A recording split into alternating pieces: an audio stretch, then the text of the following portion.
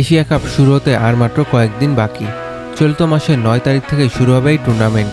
তবে দেশে কোনো অনুশীলন ক্যাম্প ছাড়াই সংযুক্ত আরব আমিরাতে উড়াল দিচ্ছে বাংলাদেশ দল। শনিবার বিষয়টি নিশ্চিত করেছে টিম ম্যানেজমেন্ট। সিলেটে নেদারল্যান্ডসের বিপক্ষে ৩ ম্যাচে টি-20 সিরিজ খেলার পর ৩ দিনের বিশ্রামে আছেন লিটন দাস ও তাসকিনরা।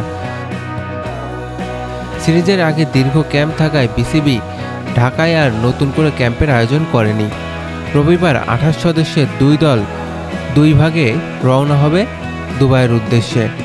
সকাল ১০টা ১৫ মিনিটে ১৩ জন এবং সন্ধ্যা ৭টা ৩০ মিনিটে বাকিরা উড়াল দেবে। আবুধাবিতে ৩ দিনে অনুশীলন শেষে ১১ই সেপ্টেম্বর হংকংয়ের বিপক্ষে প্রথম ম্যাচেই মাঠে নামবে বাংলাদেশ।